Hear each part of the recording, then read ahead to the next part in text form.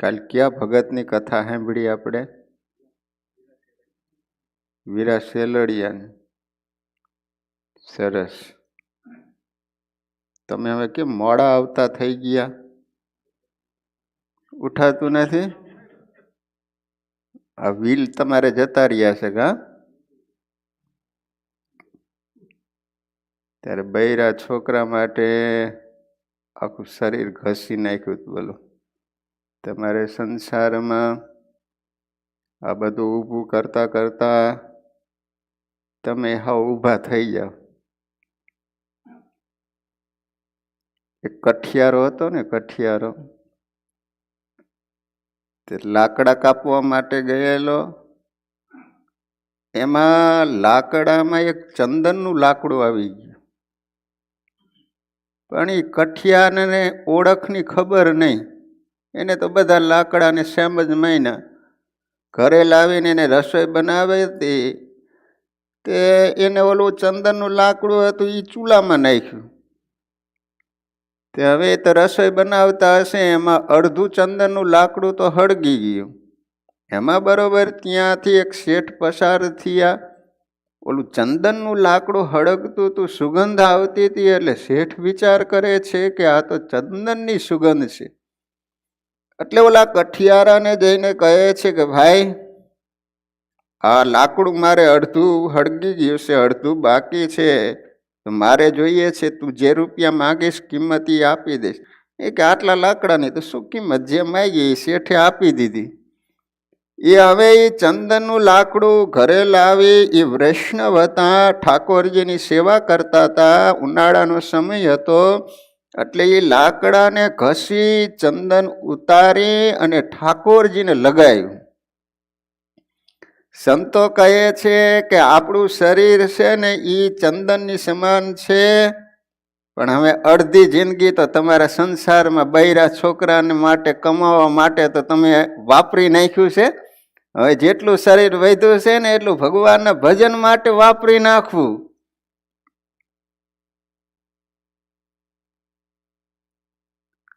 આજે એવા જ એક ભગતની કથા આવે છે. વડોદરાના નાથ ભગત, એમનું અંગ હતું સંતોષી. બધાય ભક્તોના અંગ અલગ અલગ છે. વીરા ભગત હતા એ સ્થિત પ્રજ્ઞ હતા. માવા ભગત હતા એને સ્મરણ, ભગવાનનું સતત સ્મરણ કરવાનું અંગ હતું. આ લોકના સર્વ સુખ દુઃખોમાં અડગપણે સ્થિર રહી શાંત અને આનંદમય જીવન જીવવા માટે દરેક મનુષ્યને સદગુણોનો આશ્રય લેવો પડે છે. ક્ષમા, દયા, ધીરજ, સરળતા, વિનય, વિવેક વગેરે સદગુણોની આવશ્યકતા માણસને ડગલે ને પગલે છે. એશામ ન વિદ્યા ન તપો ન દાનમ જ્ઞાનમ ન શીલમ ન ગુણો ન ધર્મ તે મૃત્યુ લોકે ભુવિ ભાર ભૂતા મનુષ્ય રૂપેણ મૃગાશ્ચરંતી. ભર્તુહરિ નીતિ શતકમાં કહે છે કે એશામ ન વિદ્યા ન તપો ન દાનમ જ્ઞાનમ ન શીલમ ન ગુણો ન ધર્મ. આ પ્રકારના મનુષ્યમાં જો ગુણ નથી તો પશુ અને માણામાં કોઈ ફરક નથી. એ પૃથ્વીને ભારરૂપ છે. સંસારમાં સદગુણ વિનાના માણસની કશી કિંમત ગણાતી નથી. સદગુણી મનુષ્ય હોય એ જ પોતે સુખી રહી બીજા અનેકને સુખી કરે છે. માટે પ્રત્યેક સજ્જને બાળપણથી આરંભીને જીવનના અંત સુધી સદગુણો રૂપી સંપત્તિ પ્રાપ્ત કરવાનો પ્રયાસ સતત કરતા રહેવું જોઈએ. કારણ કે વ્યવહારમાં અને મોક્ષ પ્રાપ્તિમાં પણ સદગુણો અત્યંત સહાયક છે. કામ, ક્રોધ, લોભ, કપટ, દંભ, ઈર્ષા અને અભિમાન ઇત્યાદિક દુર્ગુણો રૂપી દૈત્યને હૃદયમાંથી દૂર કરવા માટે શમ, દમ, શાંતિ, સંતોષ અને વિવેક વગેરે સદગુણો રૂપી દેવોની દરેકને ઘણી જરૂરિયાત હોય છે. બધા સદગુણો ઉપયોગી અને પ્રાપ્ત કરવા યોગ્ય છે, પરંતુ એકાદ મુખ્ય સદગુણ જો જીવનમાં યથાર્થ રીતે ઓતપ્રોત થઈ જાય તો બીજા કેટલાક ગુણો એના પેટામાં આવી જાય છે. 8-10 મુખ્ય ગુણો છે. એમાં સંતોષ છે ને શ્રેષ્ઠ સદગુણ છે. આ એક આપણામાં ગુણ આવે ને તો માણસ જીવનમાં સુખી બની જાય. માણસ પાસે પુષ્કળ સંપત્તિ કે વિદ્યા હોય છતાં પણ જો તેનામાં સંતોષ ન હોય તો એ કંગાલની પેઠે જ રહેવાનો. સંતોષ વિનાનો માણસ ભિખારીની પેઠે ભટક્યા કરતો હોય છે અને પોતા પાસે સર્વ સાધન સામગ્રી હોવા છતાં અસંતોષને લીધે કાયમ કષ્ટ જ પામતો રહે છે. લો, માણાની પાસે આખી દુનિયાની સંપત્તિ ભેગી થાય પણ સંતોષ ન હોય ને તો એ માણા કોઈ દી સુખી ન બની શકે. એક શેઠ હતો ને, શેઠ, એની પાસે અઢળક સંપત્તિ હતી. તેને વિચાર કર્યો કે લાવ ગણી તો જોઉં કેટલીક પેઢી સુધી હાલે એવી. તેને રૂપિયા ગણ્યા ને તો કે ગમે એટલા ખાય ને ગમે એટલા વાપરે ને 7 પેઢી સુધી વાંધો નથી આવે એવો. ચિંતામાં પડી ગયો. એના પત્નીએ પૂછ્યું, કેમ આ રૂપિયા ગણ્યા પછી ચિંતામાં આવી ગયા? તો કે રૂપિયા ગણ્યા આપણે 7 પેઢી સુધી ગમે એટલા ખાય ને તોય કે ખૂટે એવું નથી, પણ સારું 8મી પેઢીનું શું થાય છે? 8મી પેઢીનું શું થાય છે? એના પત્ની વિચાર કરવા માંડ્યો કે આ પતિ આમને આમ ગોટો વળી જવાનો છે, ઉલડી જવાનો છે. અને ચિતા અને ચિંતા છે ને બંનેના હરખા જ કામ, એક મીંડાનો જ ફેર. ચિતા અને ચિંતા બંને હળગાવાના જ કામ કરે. પણ ચિતા છે ને એ માણા મરી ગયો એને હળગાવે, ને ચિંતા છે ને જીવતા માણાને હળગાવે. જે માણાને ચિંતા હોય ને તમે ગમે એટલું ખવડાવે ને તો એનું શરીર સારું જ ન થાય. અને જેને ચિંતા ન હોય ને એ ભલે થોડું જ ખાતો હોય પણ મારો કોઠી જેવો થઈ ગયો હોય. જો આ ગાંડા જેટલા હશે ને તમે જોજો અલમસ્ત હશે, તાજા તગડા જેવા. બોલો, તમે જેટલા ગાંડા, મેં તો જોયા, જેટલા ગાંડા પાગલ હોય ને મારા અલમસ્ત જ હોય. કારણ શું? એને કઈ ઉલાર ધરાર જ ન હોય, કઈ ચિંતા જ ન હોય, એટલે એના શરીર સારા જ હોય. જેને ચિંતા વધારે હતી, વધારે ટેન્શન હોય ને એ માણસ કોઈ દી સારો ન થાય. એના પત્ની વિચાર કરવા માંડ્યા કે હવે આને ભાન કરાવવું પડશે. બાજુમાં એક બ્રાહ્મણ હતા સંતોષી. એને ખ્યાલ હતો કે આ સંતોષી બ્રાહ્મણ છે, એટલે એના પત્ની છે એ સીધું આપી આવ્યા. પછી એના પતિને કીધું કે જો કાલ છે ને પૂનમનો દિવસ છે તો બ્રાહ્મણને તમે આ સીધું આપી આવો. બ્રાહ્મણ પાસે ગયા કે લ્યો મહારાજ, કાલે પૂનમનો દિવસ છે, થાળ બનાવજો, ભગવાને ધરાવજો, તમે પણ જમજો. બ્રાહ્મણ કહે છે કાલ માટેનું સીધું આવી ગયું છે તો રાખો ને બીજા દિવસે કામ આવશે. એ કે બીજા દિવસની હું ચિંતા નથી કરતો. જેને માતાના ઉદરમાં પૂરું કર્યું હોય તો મારો ઠાકોરજી ગમે ત્યારે કાલ આપી દેશે. સીધું ન લીધું, શેઠ સીધું લઈને પાછા આવ્યા. એના પત્નીનું તો ખબર જ હતી, એ તો બધા જાણતા હતા. એ કેમ સીધું પાછું લઈને આવ્યા? તો કહે છે કે કાલનું આવી ગયું છે. તો કે પરમ દિવસ માટેનું અપાય? તો કે એને એમ કીધું કે પરમ દિવસની હું ચિંતા નથી કરતો.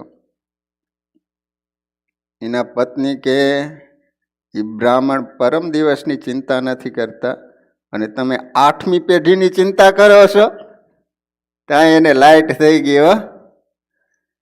એટલા માટે અહીંયા શાસ્ત્રો એમ કહે છે કે સંતોષ વિનાનો માણસ ભિખારીની પેઠે ભટક્યા કરતો હોય છે અને પોતા પાસે સર્વ સાધન સામગ્રી હોવા છતાં અસંતોષને લીધે કાયમ કષ્ટ જ પામતો રહે છે. બોલો, એક ઊંટિયું હતું ને, ઊંટિયું તે બ્રહ્માજી ઉપર તપ કર્યું. બ્રહ્માજી પ્રસન્ન થયા. માગ એ કે 400 ગાઉની ડોક આપો, અહીંયા બેઠા બેઠા ગમે ત્યાં લીલું સારું ઘાસ હોય ને ત્યાં અહીંયા મારે ક્યાંય જવું ન પડે, બેઠા બેઠા ખાધા કરું એમ. 400 ગાઉન ડોક આપો, 400 ગાઉન. બ્રહ્મા કે તથાસ્તુ. અને ભાઈ આ ઊંટિયાની 400 ગાઉની ડોક થઈ ગઈ. ગમી આ ખાવું હોય તો તરત જ આ મોઢું ઊંચું કરે ને હેઠું નાખે તો ધરાઈ જાય. આખો દિવસ લીલું લીલું ઘાસ તો ખાધું, પણ રાતનો સમય થયો, હવે 400 ગાવેની ડોક હંકેલવી ક્યાં? જેસીબી જેવું લાંબુ મોઢું, તે તો લાંબુ કરીને તો ઊંટ્યો તો સુઈ ગયો. અને રાતના તો બધા હિંસક પ્રાણીઓ નીકળ્યા, વરુણ, શિયાળિયાન. એ કે હા ભગવાને કૃપા કરી છે, ઘર બેઠા સારું સારું ખાવાનો ખોરાક આપી દીધો. બધા જેને યોગ્ય લાગે ને તોડી નાખી ડોક. હવાર પડતા હતા એમ આપણે છે ને લંબાવ્યા જ રાખી ત્યાં પાછી જિંદગી પૂરી થઈ જાય આમણે એમ. પણ જે ભગવાને આપ્યું હોય ને એમાંથી સંતોષ રાખીને હે ખાઈ પીને ભગવાનનું ભજન કરવું. બાકી આ દુનિયામાં કોઈનું પૂરું થવાનું નથી અને થયું નથી. ઓલા એક ભૂદેવ હતા ને તે રાજા, એને વિચાર આવ્યો કે આ ગામના રાજા છે ને એને મારે ભાગવતજીની કથા સંભળાવીશ. શું બ્રાહ્મણને મોજ આવી. તે રાજા પાસે ગયા. રાજાને કહે છે કે તમારી પાસેથી એક પાંચી મારે લેવું નથી, પણ મારે તમારે ભાગવતની કથા સંભળાવી છે. એ તમારું જીવન ધન ધન બની જાય, કે ભગવાનના ધામમાં સીધા તમારી ગતિ થઈ જાય. માટે મને ઈચ્છા થઈ છે કે તમને જીવતા ભાગવતની કથા સંભળાવી દેવી છે. ઓલા રાજા કે જો મારે અત્યારે કામ છે, અત્યારે મારે સમય જ નથી, એમ 1 મહિના પછી આવજે. તો ઓલા ભૂદેવ તો જતા રહ્યા પોથી લઈને. મહિનો ગયો ને તો પછી કહે છે કે ચાલો ત્યારે તમે કીધું હતું ને મહિનો, હલો ભાગવતની કથા કાલથી શરૂ કરી દે. એ નહીં હો, હજી મારે દીકરાના લગ્ન લીધા છે, હજી મહિના પછી. ત્યાં તો મહિના પછી ભૂદેવ આવ્યા તો કહે છે કે અત્યારે તો માર્ચ એન્ડિંગ હાલે છે, માથા ઉપર માથું નથી, પછી આવજો એમ. ત્યાં ભૂદેવને બહારગામ જવાનું થયું. અહીંયા તો કાળ કે રાહ જોવે નહીં, એમાં રાજાનું અચ્યુતમ કેશવમ થઈ ગયું, મરી ગયો રાજા. નનામી બાંધી અગ્નિ સંસ્કાર કરવા માટે શમશાને લઈ ગયા. એમાં બરોબર ભૂદેવી બહારગામ ત્યાં કથા કરવા માટે ગયેલા, પોથી સાથે જ હતી એટલે ત્યાંથી નીકળ્યા. અગ્નિ મૂકે એટલી તૈયારી હતી ત્યાં ઓલા ભૂદેવે કીધું કોણ મરી ગયું? તો કે આપણા ગામના રાજા મરી ગયા. શું વાત કરો છો? હા, ઉલડી ગયા ને ગોટો વરી ગયા ને હળગાવવા માટે લાવ્યા છે એમ. હા, નારાયણ નારાયણ નારાયણ નારાયણ નારાયણ. એ થોડીક વાર ખમજો ખમજો ખમજો ખમજો. તે તો ભૂદેવ ત્યાં જઈને પોથી ખોલીને ભાગવતની કથા ચાલુ કરી દીધી. સચ્ચિદાનંદ રૂપાય વિશ્વોત્પત્યાદ. એ ભૂદેવ આ શું કરો છો? કે ભાગવતની કથા સાંભળે. પણ અત્યારે જ નવરો થયો છે, જીવતો હતો ત્યાં નવરો જ નહોતો, અત્યારે હાવ નવરો હે. ભાગવતની કથા ભલે સાંભળતો હોય શાંતિથી, કે લો માણા મરે છે ને ત્યારે જ નવરો થાય, જીવતો હોય ત્યાં સુધી નવરો જ નથી થતો. બોલો, ગુણાતીતાનંદ સ્વામીએ લખ્યું કે કામમાંથી પરવારીને પ્રભુ ભજવા એવી તો કોઈ આશા રાખવી જ નહીં. સંસારમાં તમારે કામ ખૂટે. આપણા સંતો એમ કહે છે કે સંસાર છે ને ઊંટના બહેણા જેવો. ઊંટ ઉપર તમે બેઠા છો, પેલા વહેલા બેવે તોય ભલે 100 વર્ષથી બેઠો હોય ને તોય પણ એને હલવું જ પડે. ન હલે ને તો કેડ રહી જાય.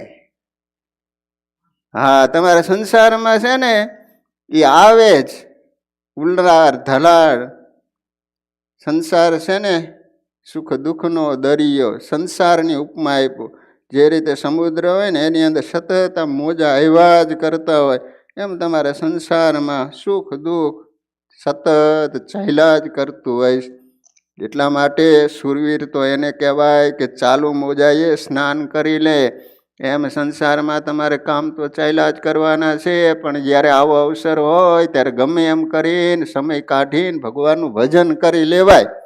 એને ડાયો કહેવાય ને, એને સજ્જન કહેવાય ને, એને સુરવીર કહેવાય. બાકી તો સંસારમાં કોઈને કામ પતવાના જ નથી. આપણે સંતો નથી કહેતા કે ઓલો એક વણજારો હતો, એની પાસે 100 પોઠિયા હતા, તેને ચરાવવા માટે એક માલિક રાખેલો નોકર.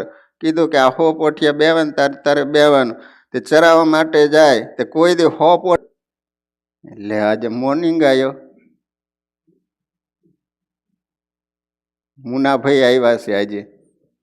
હા, શું મુનાભાઈ ભણવાનું ચાલે છે કે અત્યારે વેકેશન? એક્ઝામ પૂરી થઈ ગઈ ને? હવે આ જેટલા દિવસ બાકી રહ્યા એટલે ખટકો રાખીને પપ્પા એ પહોંચી જા, તારો બેડો પાર થઈ જાય. શું કીધું, બાપાનો ચીલો તો રાખવો પડશે ને, મમ્મી પપ્પા તો ઘણું કરે છે, પાછળ તમારે કરવું પડશે. મંદિર આવવાનું, જો અત્યારે ધૂન ચાલે છે ને, આમ થાય તો વોકિંગ કરવા માટે સવારે વહેલા ઉઠીને કેટલા આમ ઉપડી જાઓ છો, તો અહીં ભગવાનના મંદિરે આવવું જોઈએ, થોડીક વાર ભગવાનનું ભજન કરવું જોઈએ. આ ભગવાને માણાનો દેહ આપ્યો છે ને, ભગવાનનું ભજન કરવા માટે આપ્યો છે. એટલે જો સવારમાં આવી જવાનું ધૂનમાં. અત્યારે તો તમારે રજા હશે, પછી દિવસે જેટલું હોવું હોય એટલું ખેંચી લેવાનું, પણ થોડુંક સવાર વહેલું જાગીને ધૂનમાં આવી જવાનું. અમે ઓલો 100 પોઠિયા ચરાવવા માટે જાય, તમે એના માલિકે કીધેલું કે આ 100 પોઠિયા બેવે તારે જ બેવાનું. હવે બને ખરું એ કાંઈ 100 પોઠિયા બેવે એમ? ભગવાનને કરું ને તે એકવાર તો 99 બેસી ગયા ને એક નબળું હબળું હશે ઊભું, તો ઓલા વિચાર કરે, વાહ ભગવાને દયા કરી, આજ તો બેસવાનો મને સમય મળશે. ત્યાં હવે આ એક ઊભો છે તો લાવો એના પગ ઝાલીને નીચે બેવારી દો, પછી શાંતિથી આરામ કરવું એમ. અને ઓલો હતો એ આમ ઊભું હતું ને પોઠિયું નબળું એવું, તેના પગ ઝાલીને જ્યાં બેવાડવા માટે લઈને તો ભૂલ એકા પડ્યું ને અવાજ થયો ને 99 પોઠિયા બેઠા હતા ને બધા ઊભા થઈ ગયા. એમ તમને એમ હોય કે સંસારમાં એક કામ પતે ને તો આપણે પછી તો ભગવાનનું ભજન જ કરવું છે ને, તા એક પૂરું થાય ને તો 99 ઊભા હોય આ બાજુ. બોલો, તમારે સંસારમાં પૂરું થાય જ નહીં, તમને બધાને અનુભવ હશે જ. આમ ને આમ જિંદગી આપણી જતી રહી. લો, પોતા પાસે સર્વ સાધન સામગ્રી હોવા છતાં અસંતોષને લીધે કાયમ કષ્ટ પામતો જ રહે છે. સંતોષેન વિના પરાભવ પદમ પ્રાપ્નોતિ સર્વે જનાહા. સંતોષ વિના સર્વે લોકો પરાજય તિરસ્કારને પામે છે. મનની ઈચ્છા પ્રમાણે બધું સુખ કોને મળે છે? અર્થાત નથી મળતું, કારણ કે બધું દેવને આધીન છે. માટે સંતોષી થવું. સંતોષ રૂપી અમૃતનું પાન કરી તૃપ્ત થયેલા શાંત ચિત્તવાળા મનુષ્યોને જે સુખ હોય છે એ સુખ આમ તેમ દોડતા અને ધનમાં લુબ્ધ બનેલા લોકોને હોતું નથી. જો રશિયાની અંદર રાજાએ એક માણસે એને મદદ કરેલી ને રાજા રાજી થઈ ગયા. એ માણસને કીધું કે તારે છે ને સવારથી દોડી અને બપોર સુધી અહીંયા પહોંચી જવાનું, જેટલી જમીન ઉપર તું દોડીને આવીશ ને એટલી જમીન તને. તમે આ લોભ્યો હતો, સંતોષ નહીં હોય તો દોડો જ માંડ્યો. તાઈને વિચાર કહ્યો કે બપોરના 12 વાગ્યા તો રાજાની પાસે પહોંચી જવાનું છે, તો પછી પાછો તો વળ્યો, પણ હવે અહીંયા પહોંચવા માટે થોડોક સમય બાકી હતો, એને સ્પીડ વધારી કે વધારે દોડું ને તો શાયદ બપોરના 12 વાગ્યા સુધીમાં રાજા પાસે પહોંચી જાઉં તો આટલી બધી જમીન મને મળી જાય. તો હવે સ્પીડ વધારી ને તે રાજાની પાસે પહોંચવા જ્યાં જાય થોડોક જ બાકી રહ્યો, તો એટલો બધો આમ શ્વાસ ચડી ગયો. એ માણસ આમ નીચે પીડ્યો ને એવો મરી ગયો, પ્રાણ પંખીરો ઉડી ગયો, લાંબો થઈને પીડ્યો રાજાની પાસે. ત્યારે રાજા એટલું જ બોલ્યા કે આને ખરેખર આટલી જ જમીનની જરૂર હતી, આ ખોટો આટલું બધું દોડ્યો, આટલી જમીનની જરૂર હતી. લો, જો સર્પો વાયુ ભક્ષણ કરીને રહે છે છતાં એ દુર્બળ હોતા નથી. જંગલના હાથીઓ સૂકું ઘાસ ખાઈને બળવાન બને છે. ઋષિ મુનિઓ કંદ ફૂલ કે ફક્ત ફલ ફૂલ જમીને જિંદગી વિતાવે છે છતાં પરમ સુખી હોય છે, કેમ કે આ બધા ખૂબ સંતોષવાળા છે. એથી એ સાધારણ વસ્તુઓથી પણ ઉત્તમ સુખ અનુભવે છે. માટે સંતોષ એ જ મનુષ્યનો શ્રેષ્ઠ ખજાનો છે. માણસના રોજિંદા જીવન વ્યવહારમાં શરીર અને આત્માની પ્રતિદિન પ્રગતિ થતી જ રહે એટલી જરૂરિયાતો છે, પરંતુ માણસોએ પોતાની પાયમાલી થાય એવી બિન ઉપયોગી અનેક જરૂરિયાતો વધારી મૂકેલી હોય છે કે જેથી એ સુખ શાંતિને બદલે ઉલટું કષ્ટ પામે છે. શું કીધું? બિન ઉપયોગી અનેક વસ્તુ એટલી બધી માણસોએ આજ વધારી દીધી છે ને, માણસ ઈચ્છે છે કે આમાંથી સુખ મળશે, પણ વૈભવ વિલાસો જેટલા વધારે એટલું જ વિશેષ દુઃખ થાય છે. પણ અજ્ઞાન અને આસક્તિને લીધે એ અપાર દુઃખ ખ્યાલમાં પણ આવતું નથી. પોતાની પાસે કદાચ 100 ગાયો હોય તો એમાંથી એક ગાયનું ફક્ત શેર દૂધ પીવાય, બાકી બધું બીજાના કામમાં આવે છે. એ જ રીતે જુદી જુદી જાતના અનાજના સેંકડો કોઠારો ભર્યા હોય, તેમાંથી એક શેર અન્ન ખવાય છે ને બાકી રહ્યું બીજાના ઉપયોગમાં આવે.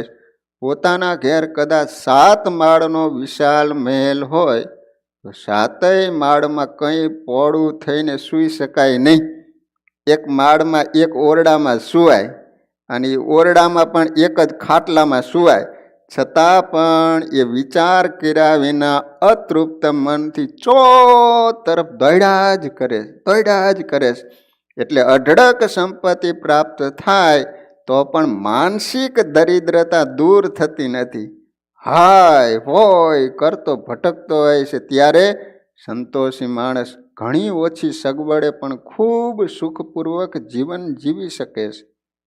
ખરેખર દરિદ્ર તો એ છે કે જેની તૃષ્ણા વિશાળ છે. શું કીધું? જેની તૃષ્ણા વિશાળ છે ને એ જ આ દુનિયામાં દરિદ્રમાં દરિદ્ર કહેવાય, કંગાલમાં કંગાલ એ જ માણસ કહેવાય. ગમે એટલી સંપત્તિ હોય પણ એને તૃષ્ણા વિશાળ હોય ને તો એના જેવો આ દુનિયામાં બીજો કોઈ દુઃખી ન કહેવાય. લો, એક સગર રાજા હતા. તે લાકડાનો વેપાર કરતા હતા. મોટા મોટા લાકડા આવે, મોટા મોટા. તો એકવાર બન્યું એવું કે રાજા સવારે જોવે ને તો આમ લાકડા મૂકેલા હોય ને તો બધા અસ્તવ્યસ્ત થઈ જાય. એટલે રાજાએ વિચાર કર્યો કે આજે આખી રાત જાગીને જોવું છે કે આ લાકડા અસ્તવ્યસ્ત કેમ થઈ જાય છે. આમ બરાબર વ્યવસ્થિત ગોઠવેલા હોય ને સવારે લાકડા ખસી જાય છે.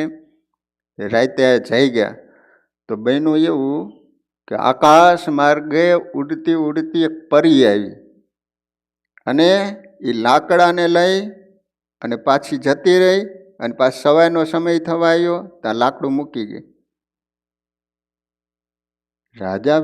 સગર રાજા વિચાર કરે, સગર શેઠ હતા, એ કે આ લાકડું પરી ઉપાડીને ક્યાં લઈ જતી હશે, એ મારે જોવું છે. લાકડું આ મોટું હતું ને લાંબુ હતું, ત્યાં એને શું કર્યું, એને કોતરાયું અને અંદર બેહી ગયો. તે બરોબર મધ્યરાત્રિનો સમય થયો અને ઓલું પરી આવી તે લાકડું ઉપાડ્યું. શેઠ તો જોઈ રહ્યા, વાહ વિમાન, વાહ કનુભા વિમાનમાં બેન અમેરિકા આવી ગયા ગા. તે વિમાનની જેમ ઉડ્યું. તે બરોબર સમુદ્રના મધ્યમાં એક બેટ ડુંગર હશે તો અહીંયા એ લાકડું મૂકી અને પરી તો ફરવા માટે વહી ગઈ. તે શેઠ લાકડામાંથી બહાર નીકળ્યા. આમ જોયું ને ત્યાં તો કેટલા ડાયમંડ, હીરાન એવું બધું પર્વત ઉપર દેખાણ.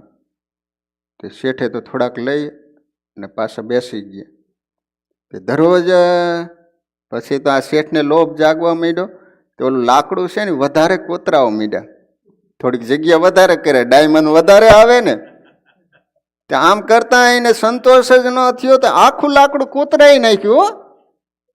તો પછી તો અહીંયાથી ડાયમંડ એ આખા લાકડામાં ભરી દીધા.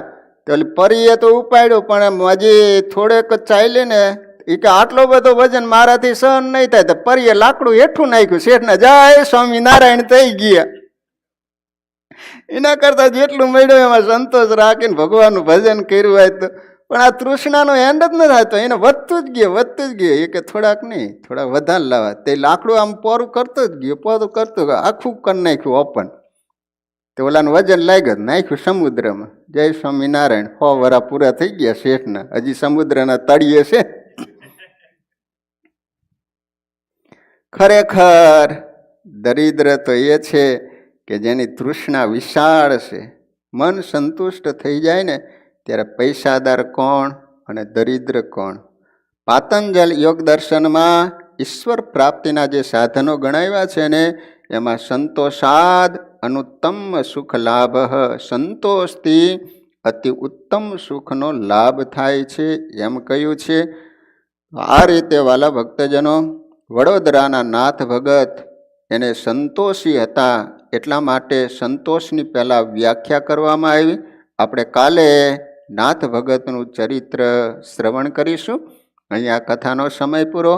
ઠાકોરજીનો થાળ બોલી ત્યારબાદ આરતી. વાલા ભક્તજનો, કાલે પવિત્ર એકાદશીનો દિવસ છે અને કાલે ક્રિસમસ છે ને, એટલે તમારે તો હોલિડે બધાને છે ને. સરસ. તો કાલે એકાદશીનો પવિત્ર દિવસ કહેવાય અને કાલે આમ તો હોલિડે એટલે રજાનો દિવસ છે. એટલે બની શકે તો જીમેશભાઈનો થાળ હશે. તો બધા જ ભાઈઓ બહેનો કાલે આમ તો એકાદશીનો પવિત્ર દિવસ છે એટલે દર્શન કરવા માટે આવવું જોઈએ. એમાંય ભગવાનની દયાથી ક્રિસમસની એકાદશીના બધું ભેગું થઈ ગયું. એકાદશીને દી જ વધારે પાપ કરશે અહીંયા અમેરિકામાં તો. એટલે આપણે તો વિશેષ ભગવાનનું એ ભજન કરીએ.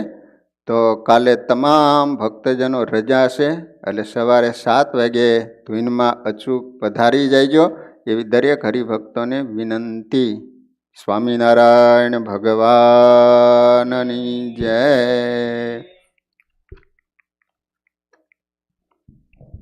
ગાયનો દૂધ કરી કટોરી ભરી લાવી છું મહારાજ. આરોગજો પ્રભુ પ્રેમ સહિત મારી વિનતી છે મહારાજ. આરોગજો પ્રભુ પ્રેમથી મારી વિનતી છે મહારાજ. મય સાકર નાખી ગોળી, મય એલચી ચારોલી. મય સાકર નાખી ગોળી, મય એલચી ચારોલી.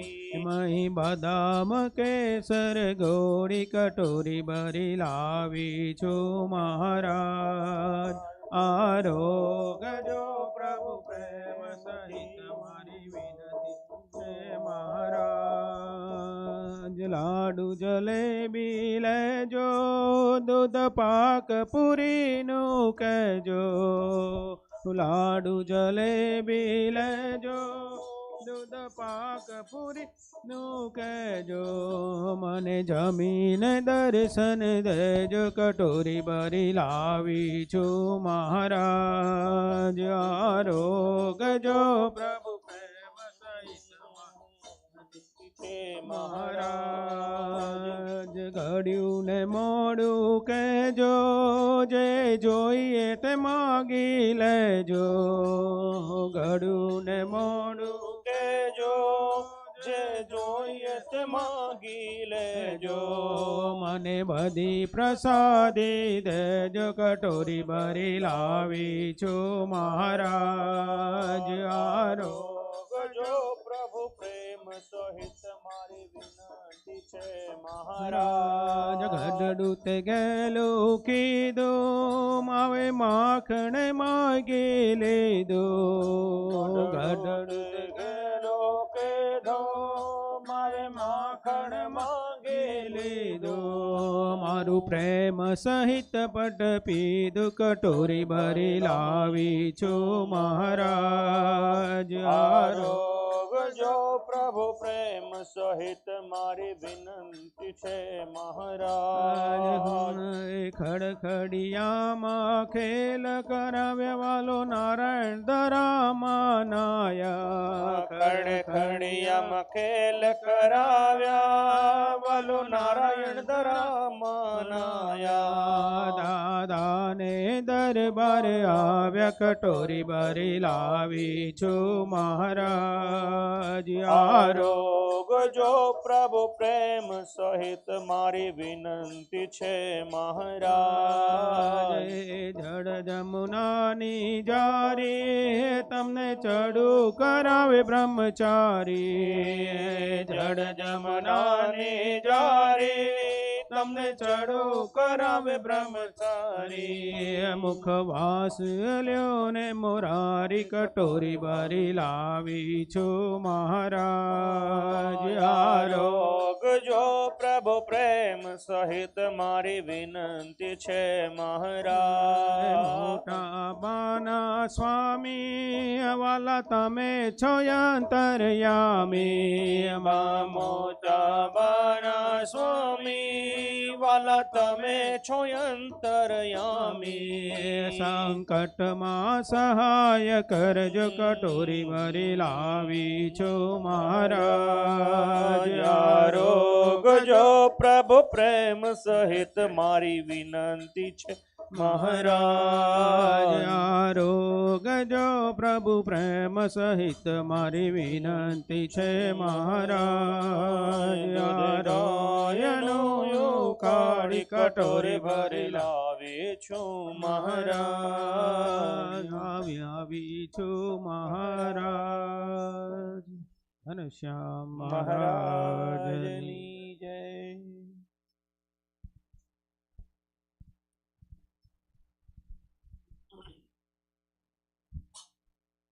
ઘનશ્યામ મહારાજની જય.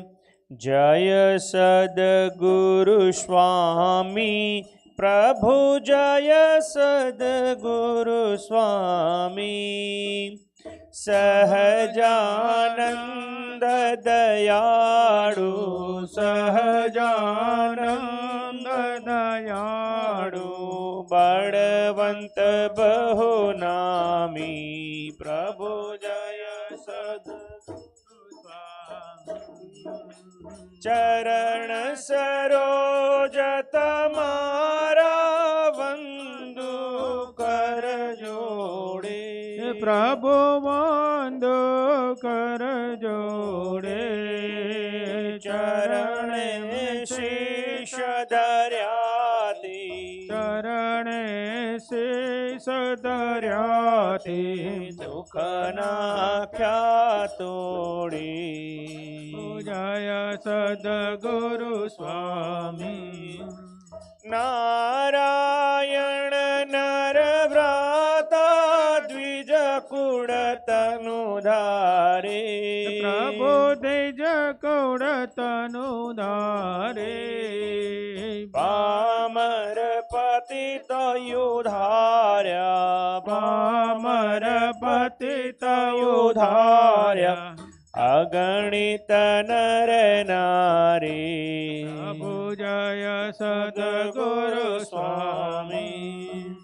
નિત્ય નિત્ય નોતમ લીલા કરતાય વિનાશી. પ્રભુ કરતાય વિનાશે. 68 તીરથ ચરણે. 68 તીરથ ચરણે. કોટી ગયા કાશી.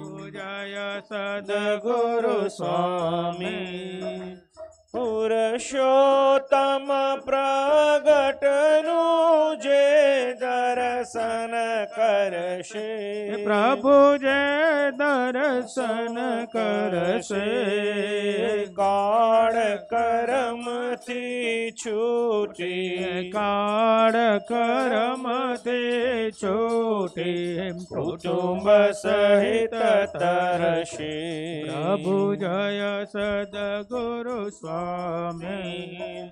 આયવસર કરુણા નિધિ કરુણા બહુ. અલે કરુણા બહુ કીધે. મુક્તાનંદ કહે મુક્તિ. મુક્તાનંદ કહે મુક્તિ. સુગમ કરે સિદ્ધિ. જય સદગુરુ સ્વામી. જય સદગુરુ સ્વામી. પ્રભુ જય સદગુરુ સ્વામી. સહજાનંદ દયાળુ સહજાનંદ દયાળુ બળવંત બહુ નામી. પ્રભુ જય સદગુરુ સ્વામી. પ્રભુ જય સદગુરુ સ્વામી. પ્રભુ જય સદગુરુ સ્વામી. સહજાનંદ સ્વામી મહારાજની જય. વિશ્વેશ છો સકળ વેશ તણાવે દાતા, દાતા તમે સકળ મંગલ શાંતિ દાતા. માટે તમારું કરુણા નિધિ સત્ય નામ, સાષ્ટાંગનાથ તમને કરું હું પ્રણામ. અજ્ઞાન પાશ કરુણા કરે કાપી નાખો, નિત્ય પ્રભુ તવ પદે મમ વૃત્તિ રાખો. ભક્તોનું પાલન કરો પ્રભુ સર્વયામ, સાષ્ટાંગનાથ તમને કરું હું પ્રણામ. જે ઉત્પત્તિ તથા સ્થિતિ લય કરે, વેદો સ્તુતિ ઉચ્ચરે. જેના રોમ સુછિદ્રમાં અણુ સમા, બ્રહ્માંડ કોટી ફરે. માયા કાળ રવિ શશી સુરગણો, આજ્ઞાન લોપેક્ષણ. એવા અક્ષરધામના અધિપતિ શ્રી સ્વામિનારાયણ. આવે અક્ષરધામથી અવનિમાં જે દેહધારે થયા, આપ્યા સુખ અપાર ભક્તજનને દિલે ધરીને દયા. કીધા ચારુ ચરિત્ર જ્ઞાન કરવા, જેણે કરુણા કરી. વંદો મંગલ મૂર્તિ ઉરધરી, સર્વોપરી શ્રી હરિ. જન્મ્યા કૌશલ દેશ વેશ બટુનો, લઈ તીર્થમાં હે ફર્યા. રામાનંદ મળ્યા સધર્મ ચલવ્યો, યજ્ઞાદિ મોટા કર્યા. મોટા ધામ રચ્યા રહ્યા ગઢપુરે, બે દેશ ગાદે કરી. અંતર ધ્યાન લીલા હરિતણી, સંક્ષિપ્તમાં ઉચ્ચરી. ત્વમેવ માતા ચ પિતમેવ, ત્વમેવ બંધો ચ સખા. ત્વમેવ ત્વમેવ વિદ્યા દ્રવિણં, ત્વમેવ ત્વમેવ સર્વં મમ દેવ દેવ. નિજાશ્રિતાનાં સકલાર્તિહન્तं, સધર્મ ભક્તિરવિनं વિધાતા. દાતા સુખાનાં મનુષેપ્સિતાનાં, તનોત કૃષ્ણો અખિલ મંગલમ. નમઃ શ્રી ઘનશ્યામ મહારાજની. રાધા કૃષ્ણ દેવની જય. નરનારાયણ દેવની જય. શ્રી લક્ષ્મી નારાયણ દેવની જય. શ્રી રેવતી બળદેવજી મહારાજની જય. શ્રી ધર્મદેવ ભક્તિ માતા હરિકૃષ્ણ મહારાજની જય.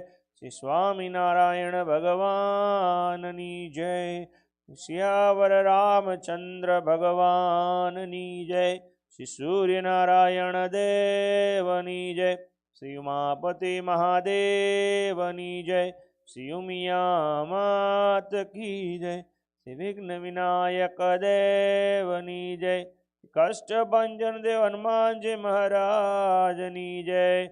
500 પરમહંસની જય. આદિ આચાર્ય શ્રી અયોધ્યા પ્રસાદજી મહારાજની જય. જય સ્વામિનારાયણ.